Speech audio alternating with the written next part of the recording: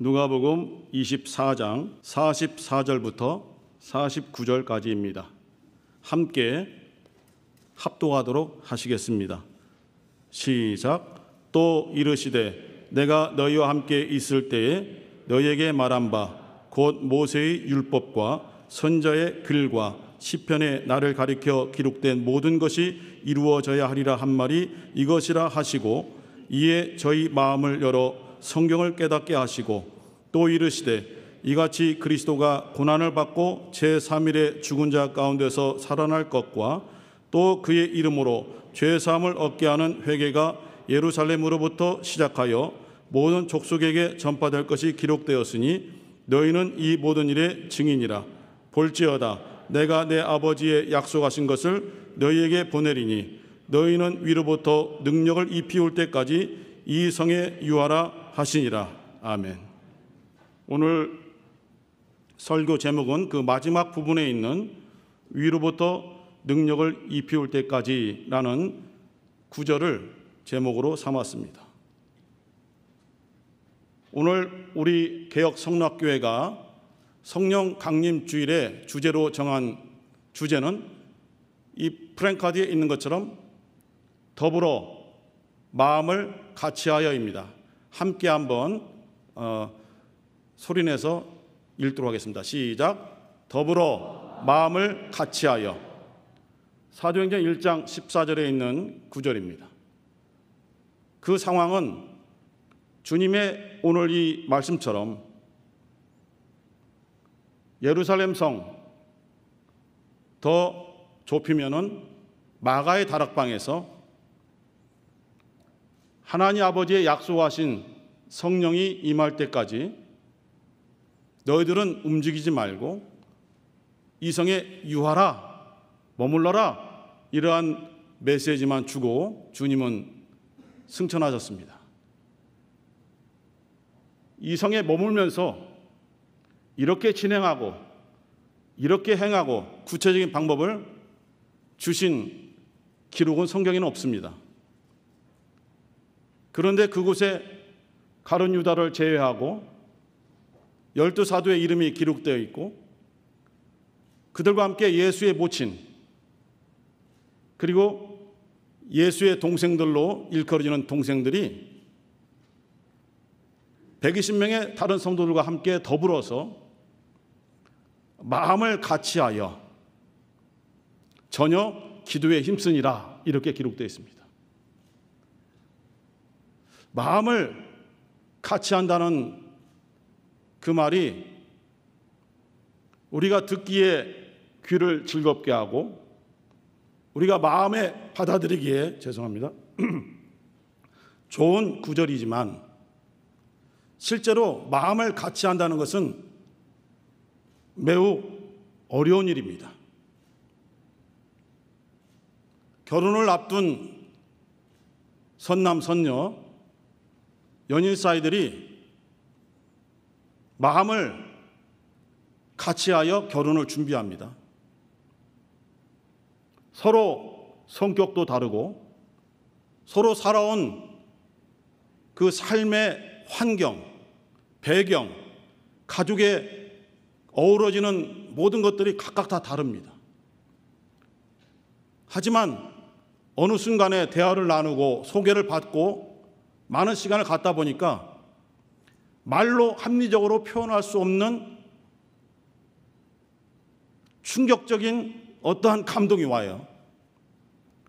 그때로부터 논리적인 것이 사라져버리고 그 상대방을 제어하고 다른 사람들이 전혀 눈에 들어오지 아니하고 어떠한 말을 하든 어떠한 모습을 취하든 어떠한 행동을 하든 모든 것이 내 마음에 합해요. 너무 좋아요. 그것을 우리가 사랑이라는 말로 표현합니다. 그러나 구체적으로 여러분들도 많이 경험하셨지만은 많이가 아니라 경험하셨지만은 결혼을 앞두고 구체적인 이제 계획을 짜며 준비할 때에 그 마음을 같이 했던 것이 무너져가고 다툼이 생기고 사소한 것으로 많은 싸움을 하면서 심지어는 그것이 완전히 무너져서 결혼에 이르지 못하는 경우도 있고, 간신히 마음을 같이해서 결혼식을 올리고 신혼여행을 가서나 각각 다른 비행기를 타고 돌아오는 일도 있습니다.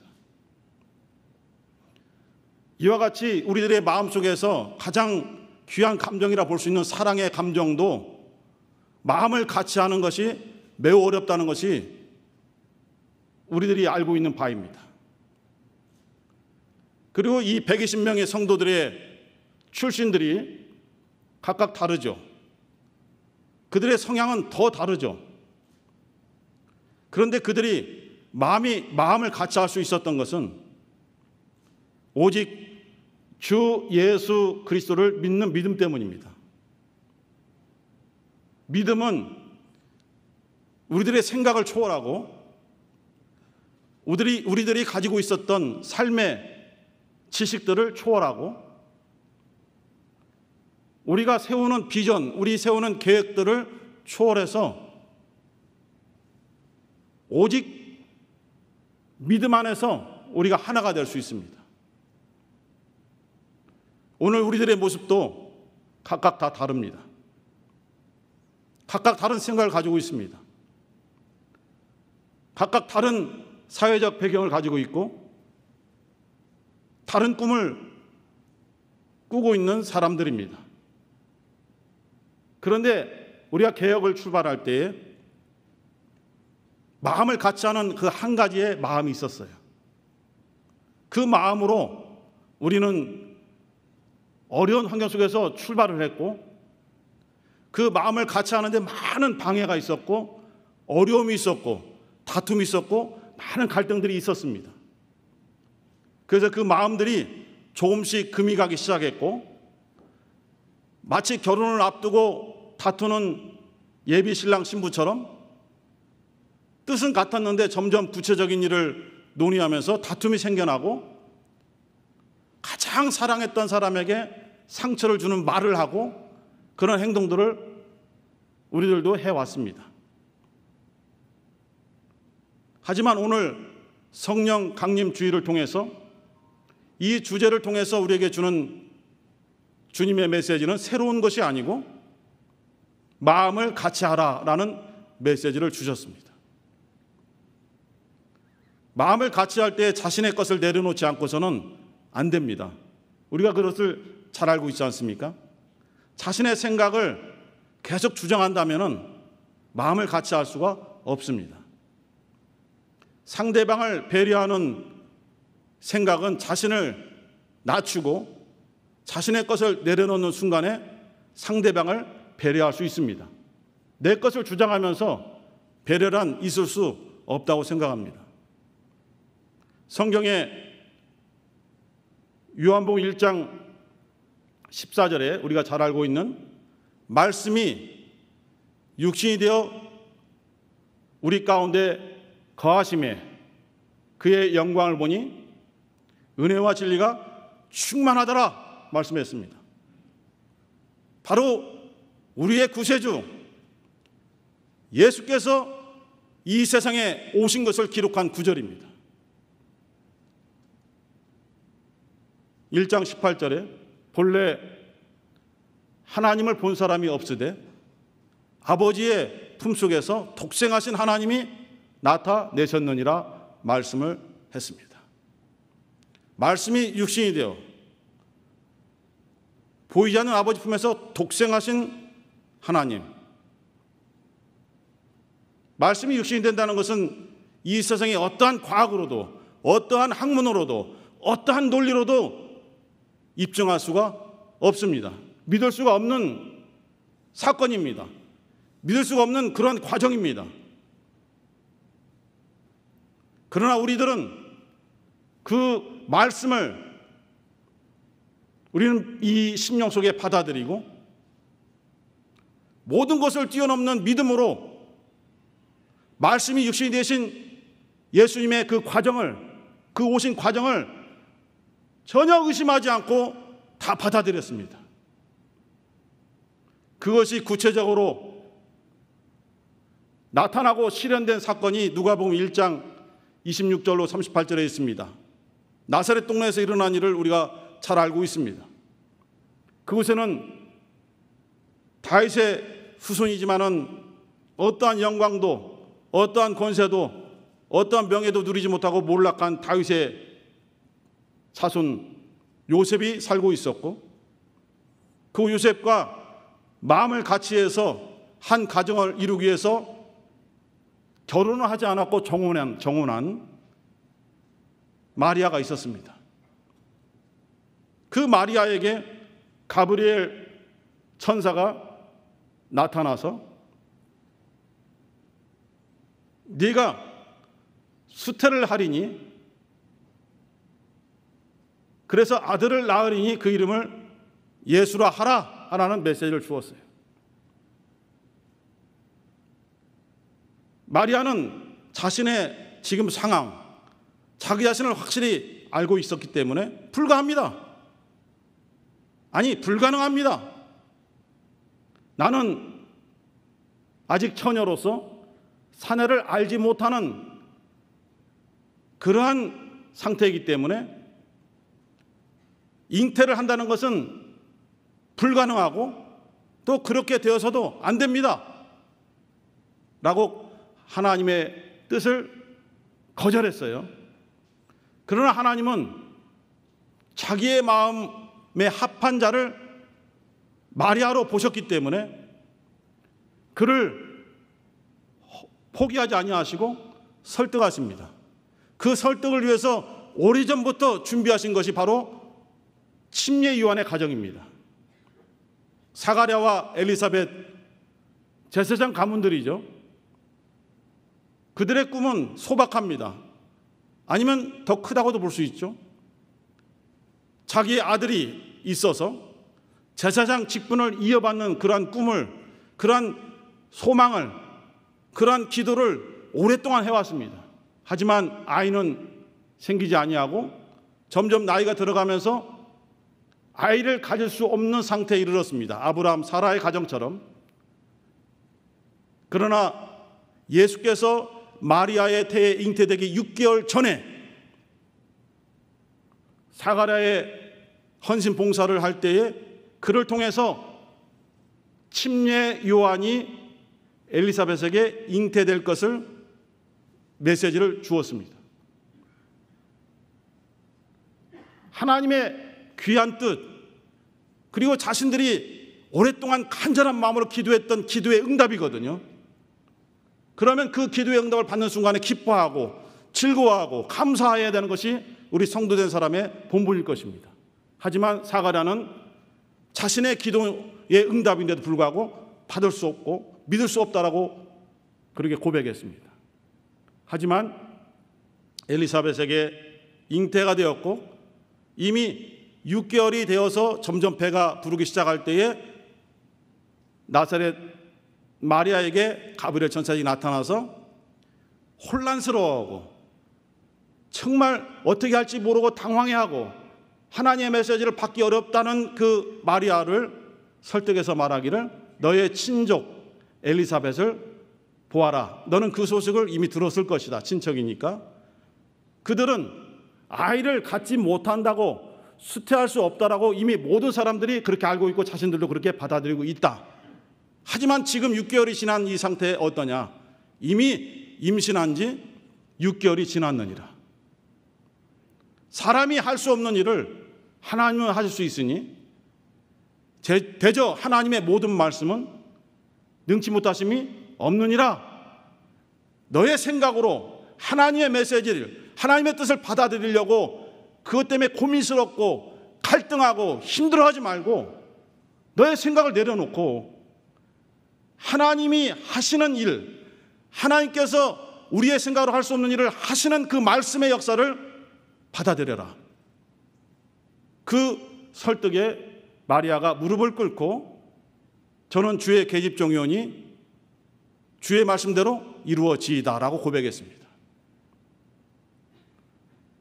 하나님은 왜 자신의 메시지를 바로 받아들이지 않는 사람을 그냥 포기하고 다른 사람을 찾지 않으시는가? 마리아와 비슷한 아니면 마리아보다도 더 훌륭한 사람들이 정말 많이 있을 것입니다.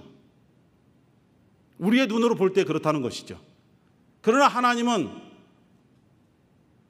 충동적으로,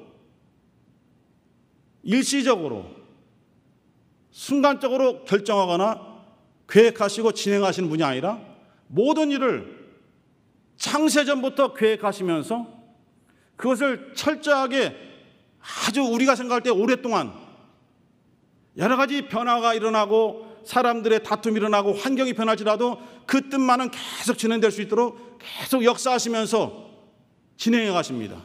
이것을 바로 하나님의 섭리라고 하지 않습니까? 하나님은 하나님의 마음에 결정한 대로 그 사람을 통해서 그 뜻을 이루고자 그 사람의 주변까지도 변화시키고 그 주변까지도 이적을 베풀어서 그 당사자가 결국은 하나님의 뜻을 받아들이도록 그렇게 역사하십니다. 강권하지 아니하시고 그가 받아들일 수 있도록 설득하시면서 역사하셨습니다. 그때 가브리엘이 마리아에게 준 메시지가 이 일은 성령이 내게 임하시고 지극히 높으신 이의 능력이 너를 덮을 것이니 그렇게 너의 태에 잉태되는데 그는 하나님의 아들이라고 일컬음 받을 것이다 라는 메시지를 주었어요. 성령이 임하셔서 하나님의 뜻을 우리들이 불가능하고 있을 수 없다고 생각하는 일을 성령께서 역사하셔서 가능케 하신다 이런 메시지를 준 것입니다. 그러므로 말씀이 육신이 되어 보이지 아니하는 하나님의 품속에서 독생하신 하나님이 저 갈릴리 나사렛 동네에 있는 마리아의 태에 잉태될 때에는 성령의 역사가 있었다는 것입니다. 우리는 그것을 의심하지 않고 그대로 받아들였고 정말 하나님의 귀하신 계획이 이루어진 일로 우리는 지금도 고백을 하고 있습니다. 요셉은 마리아의 잉태 소식을 들었어요. 정혼했다는 것은 결혼을 약속했지만은 아직은 한 집에서 동침하거나 동거하지 않고 각각 집에서 살면서 결혼하는 날까지의 자신들의 순결을 많은 사람들에게 증거하고 순결을 유지한 상태에서 결혼식 날 함께 하는 것입니다. 그런데 동거하기 전에 마리아에게 아이가 잉태됐다는 소식을 듣게 되어서 요셉은 많은 괴로움, 고통 속에 빠지고 말았어요. 이것을 어떻게 해야 되나?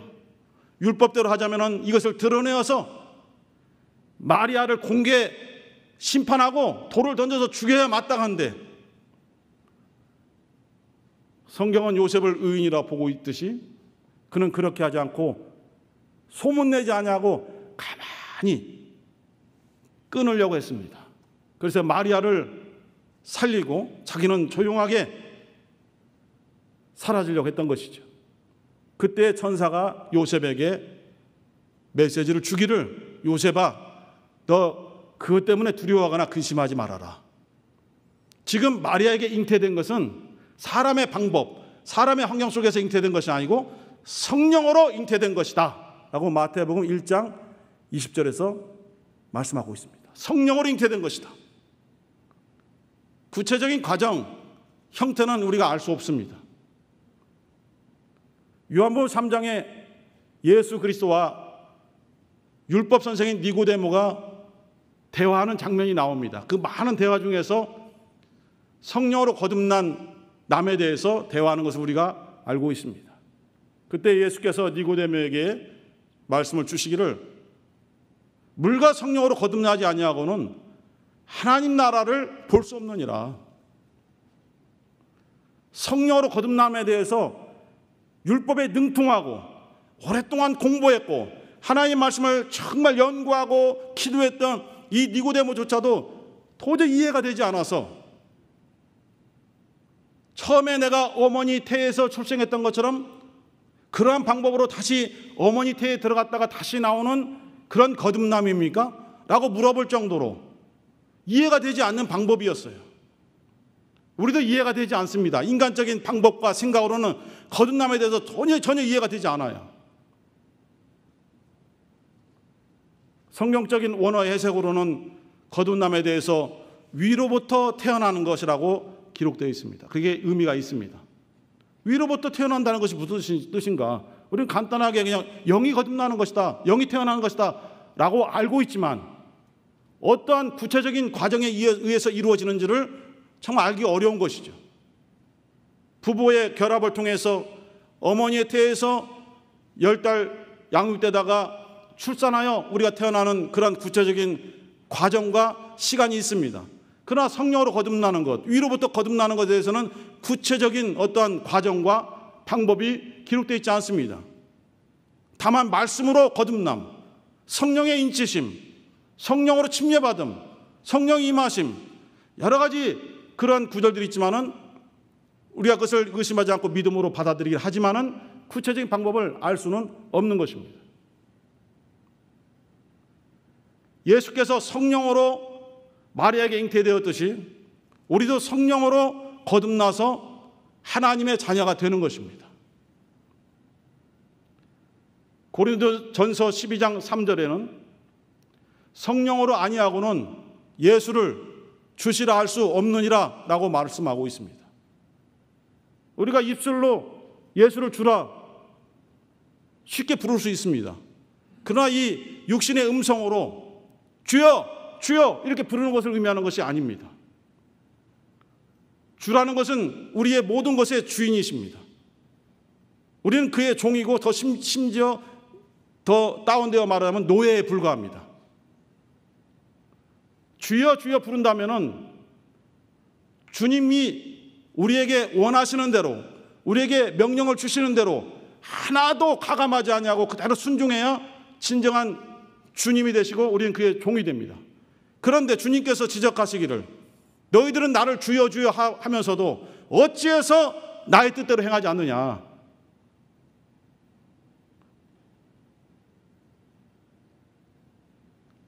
하나님 아버지 뜻대로 행하는 자가 내 모친이고 내 형제고 내 자매니라. 이런 말씀을 주셨습니다. 성령으로 우리의 심령을 감동하는데 그 감동이 어떠한 방법인지 구체적으로 알 수는 없으나 성령의 사역, 성령의 역사가 있었기 때문에 우리는 그 나사렛 출신 예수를 우리의 주님으로 진심으로 인정하게 되었고 내 영혼을 죄에서 건지셔서 해방시키시고 하나님의 자녀가 되게 해주시고 하늘나라에 갈 수 있는 소망을 주신 구세주로 우리는 인정하게 되었습니다. 할렐루야. 이것이 성령으로 아니하고는 할 수 없다는 것입니다. 예수 그리스도는 요단강에서 회개하라 천국이 가까웠느니라고 외치고 있는 침례 요한 앞에 어느 날 나타나셨어요. 그 메시지를 듣고 많은 사람들이 우리가 어떻게 해야 됩니까? 라고 고민할 때에 너희들은 이 침례를 받으라.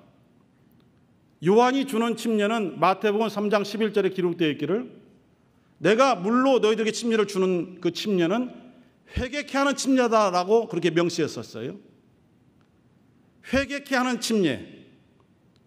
회개는 죄인이라고 인정하지 아니하면 회개하지 않습니다. 의인이 회개할 것이 어디 있습니까? 죄를 짓지 않은 사람이 자신의 죄를 뉘우칠 것이 무엇이 있습니까? 그래서 바리새인들은 회개하지 않는 거예요. 왜냐하면 자신들은 의인이라는 거예요. 사두개인들은 회개하지 않습니다. 자신들은 죄인이 아니라는 거예요. 제사장들은 회개하지 않습니다. 자신들은 죄인이 아니라는 거예요. 그러나 많은 소외를 받고 억눌림 받았던, 억압받던 많은 하층민들이 침례 요한의 메시지에 따라서 저는 죄인입니다. 그래서 회개하면서 하나님께 나아가기를 원합니다. 회개케 하는 침례를 받겠습니다라고 원하는 자들은 정말 줄을 서서 침례 요한에게 한 명씩 회개케 하는 침례를 받았어요. 이러한 상황 속에서 예수님이 침례 요한 앞에 나타났습니다. 침례 요한이 무엇이라고 합니까? 어서 오세요. 당신도 침례 받으세요 하지 않고 너무 놀란 것이죠. 오히려 제가 당신에게 침례를 받아야 됩니다. 어째서 저에게 와서 침례를 받으려고 하십니까? 그 거절한 장면이 있습니다. 하지만 어떻게 침례 요한이 예수를 알아봤냐 이것입니다. 그 수많은 사람들 중에서 외모로는 특출난 것이 없다고 하고 있습니다. 볼품도 없고 흠모할 만한 것도 없다라고 그 외모에 대해서 이사야서 53장에는 기록하고 있습니다. 그런데 어떻게 예수님, 당신은 나에게 침례 받아서는 안 됩니다. 오히려 제가 당신에게 침례를 받아야 됩니다. 라고 말했던 것은 예수에게는 죄가 없는 분이라는 거예요. 예수는 죄인이 아니라는 거예요. 죄인이 아니기 때문에 회개케 하는 침례를 받을 필요가 없다는 것이고 그 앞에 선 침례 요한 자신이 오히려 죄인이기 때문에 죄가 없는 주님에게 내가 침례를 받아야 마땅합니다라고 그렇게 고백했습니다. 마태복음에는 예수를 알아본 어떠한 근거에 대해서 기록하고 있지 않습니다. 하지만 요한복음에 보면은 침례 요한이 고백했어요. 내가 이렇게 요단강에서 많은 사람들에게 물로 침례를 주고 있는 그 이유가 있다. 그 목적이 있다. 나에게 이 침례를 명하신 분이 있다. 내가 스스로 이 침례를 주장하고 백성들에게 어떠한 메시지를 주기 위해서 내가 하는 것이 아니고 나에게 이 물로 침례를 주라고 명하신 분이 있다. 나는 보냄을 받은 자다. 그래서 나는 한낱 선자에 불과하기 때문에 나를 보내신 그분의 명령에 순종해서 지금 침례를 주고 있는 것이고 거기 써 있습니다. 침례의 말하기를 나도 알지 못하였으나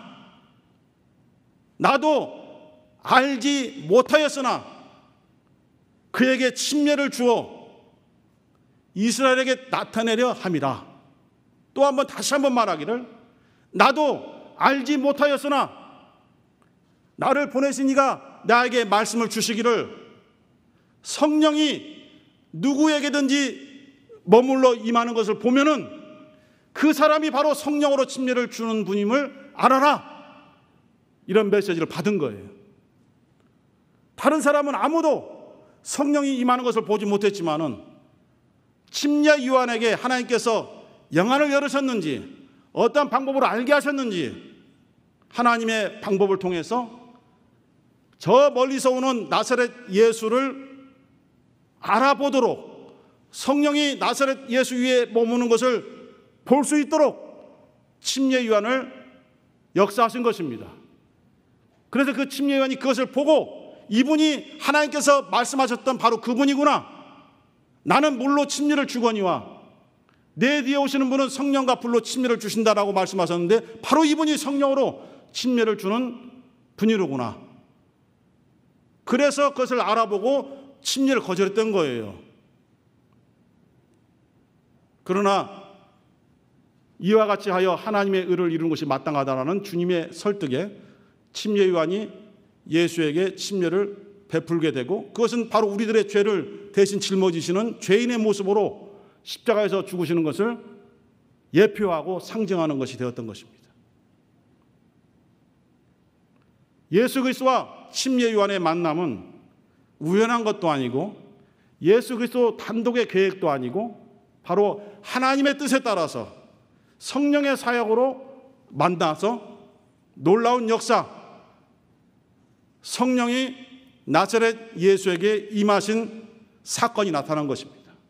그래서 사도행전 10장 38절에 하나님께서 나사렛 예수에게 무슨 뜻입니까? 천함, 비천함, 소외받음, 아무에게도 관심 받지 못하는 손가락질 받는 그 나사렛 예수에게 성령과 능력을 기름 붓고 다졌음에 저가 두루 다니시며 착한 일을 행하시고 마귀에게 눌린 모든 자를 고치셨다라고 말씀을 주고 있습니다. 이는 하나님이 함께 하심이라. 이런 메시지가 기록되어 있습니다. 주님의 모든 생애, 주님의 모든 사역, 주님의 메시지 전파, 이것은 주님께서 우리에게 밝혀주신 대로 자신의 뜻도 아니고 자기가 자의적으로 행한 것도 아니라고 밝히셨습니다. 오직 아버지께서 내 안에 계시고 내가 아버지 안에 계신다. 그래서 아버지께서 아버지의 일을 나를 통해서 하시는 것뿐이다. 그래서 나를 본 자는 곧 아버지를 본 자니라 라고 의심 많은 빌립에게 메시지를 주신 거예요. 이러한 메시지를 듣고도 알지 못한다면 나의 행하는 일을 보아라. 이것은 하늘에 계신, 초월에 계신 하나님 아버지 이외에는 할 수 없는 일들이다. 그리고 3년의 공생을 통해서 성령으로 이끌림 받았지 않습니까? 마태복음 4장 1절에 성령에 이끌려서 광야에 시험 받으러 가시고, 마가복음 1장 12절에서 성령이 광야로 몰아내시니라. 그래서 처음부터 끝까지 성령의 사역을 하셨지 않습니까? 성령으로 귀신을 내어 쫓고, 사도행전 1장 2절에 성령으로 사도에게 명하시고 말씀을 가르치시고, 모든 것을 성령으로 일하셨습니다. 왜냐하면 예수는 자신의 일을 하신 것이 아니라 자기를 보내어 명하신 아버지의 일을 하셨기 때문에 아버지께서 보내신 성령의 도우심, 성령의 사역, 성령의 역사가 반드시 필요하고 철저하게 성령의 사역으로만 도움을 받아서 일을 하신 것입니다. 모든 공생애를 정리하면서 제자들에게 메시지를 주십니다. 이 모든 상황에 대해서 특별히 요한복음 14장 26절에 다른 보혜사가 오시게 되면은 지금까지 내가 너에게 가르친 모든 것들을 생각나게 하신다. 그가 오시면은 말씀을 가르쳐 주실 것이다. 예수께서 제자들에게 가르친 말씀들이 무엇입니까? 진리입니다. 아버지의 말씀은 진리입니다 라고 선언하셨습니다. 나는 내 자유로 말하지 않고 아버지께서 내게 말씀하시고 명령하신 그 말씀만을 너에게 증거한다라고 그렇게 고백하셨어요. 진리만을 증거하셨습니다. 아버지 말씀만을 증거하셨습니다. 그래서 요한복음 16장 13절에 성령에 대해서 진리의 성령이 오시니 그 진리의 성령께서 너희를 진리 가운데로 인도하실 것이다. 내가 너희들에게 가르친 말씀 가운데로 인도하시고 내가 행한 사역 가운데로 너희를 인도하실 것이다. 그것은 곧 하나님 아버지의 사역이고 하나님 아버지의 말씀이기 때문이다라고 메시지를 주셨어요. 그런데 예수께서 공생애를 다 마치시고 십자가에 죽으셨습니다. 제4일에 부활하셨어요. 그리고 40일간 계시다가 이제 승천하실 때에 마지막으로 하신 명령, 그리고 최고의 높은 명령이라고 해서 주님의 지상 명령이라고 말하는 마태복음 28장 19절 20절에 이런 메시지가 있습니다. 너희는 가서 온 천하로 모든 족속으로 제자를 삼고 아버지와 아들과 성령의 이름으로 침례를 주고 내가 너에게 분부한 모든 것을 가르쳐 지키게 하라 메시지를 주셨어요. 다 중요하지만 마지막 부분에 있는 내가 너에게 분부한 모든 것을 나가서 가르치고 지키게 하라고 명령을 주셨는데 그 메시지가 요한복음 14장 26절에 연결되어져 있는 거예요. 성령이 오시면 내가 너에게 가르친 모든 것을 생각나게 하시리라. 그러니까 제자들이 주의 명령을 받아들이고 나가서 복음 사역을 할 때에 성령의 역사가 없이는 불가능한 거예요.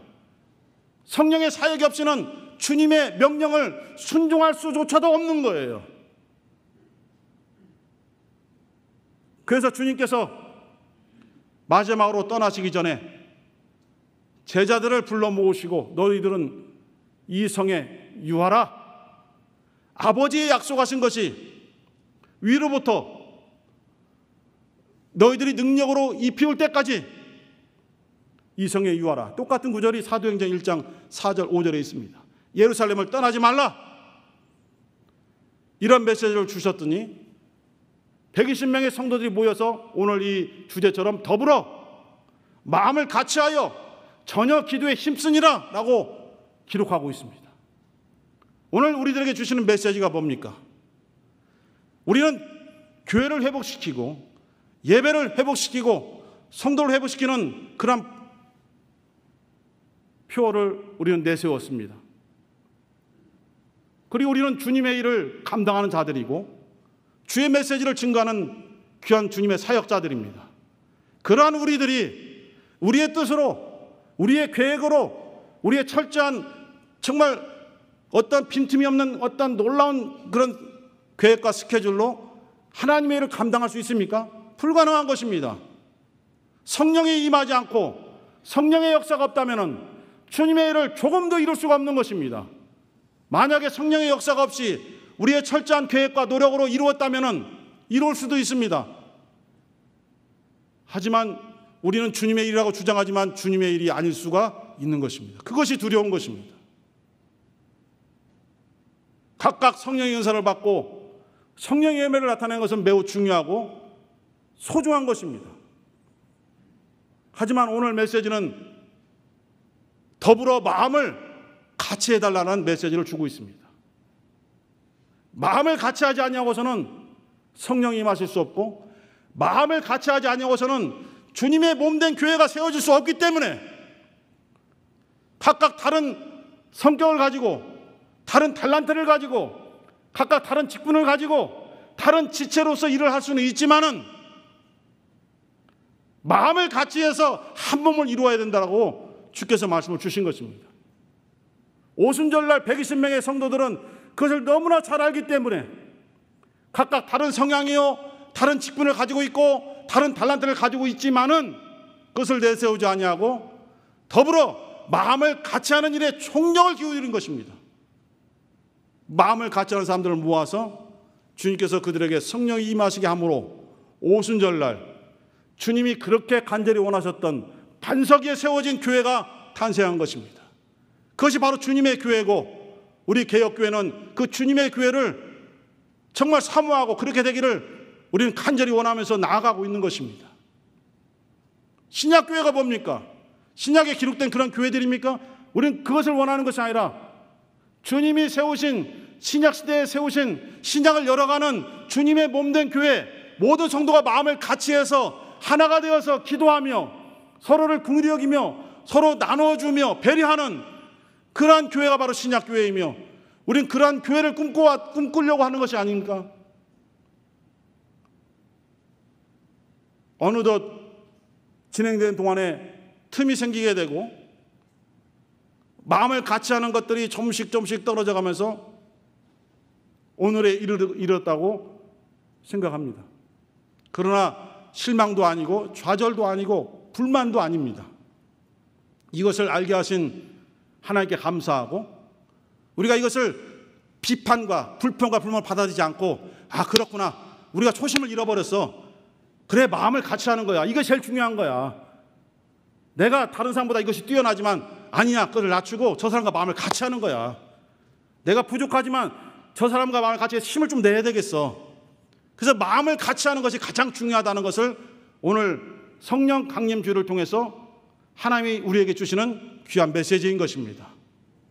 여러분 각자가 어떠한 마음으로 오늘 메시지를 받으실지 모르지만은, 또 많은 훌륭한 목사님들이 계시지만은 저를 통해서, 부족한 저를 통해서 이런 메시지를 선포한 것은 제가 계획한 것이 아니고 하나님이 주신 어떤 감동과 준비함을 통해서, 기도를 통해서 이런 메시지를 하나님께서 선포하셨다고 생각합니다. 이렇게 말을 전하지만은 저는 관계없는 것이 아니라 저의 마음속에 깊이 박혀있는 그런 메시지이고, 이것을 통해서 주님의 메시지를 함께 나누고자 하는 것입니다. 우리 사랑하는 개혁성도 여러분, 힘들고 어려운 시기를 지내왔고 지금 지내고 있고 언제까지 지낼지 알 수 없습니다만은 이 주제, 더불어 마음을 같이하여, 이것만큼 우리가 잃지 아니하고 이것을 붙잡고 함께 주님이 원하시는 더불어 마음을 같이하는 그러한 공동체를 함께 이루어 가시는, 우리 사랑하는, 우리 감사한 은혜 받은 개혁 성도가 되시기를 주 예수 이름으로 간절히 축원합니다. 함께 기도하실 때에 하나님 아버지 성령 강림주의를 맞이해서 우리의 초심을 회복시켜 주시고, 이 메시지처럼, 이 주제처럼 더불어 마음을 같이 하는 우리 개혁 성도가 되게 도와주시어서 이제 어그러진 것들을 다시 한번 잘 맞추고 퍼즐을 맞추어가며 주님이 원하시는 온전한 교회를 세워갈 수 있는 우리가 되게 도와주옵시고, 힘들고 연약한 우리 성도를 주님 돌아보아 주시어서 저희들을 일으켜 주시고 마음의 상처를 치유해 주시고 육신의 연약함을 치료하여 주옵소서. 우리 함께 간절한 마음으로 기도하겠습니다.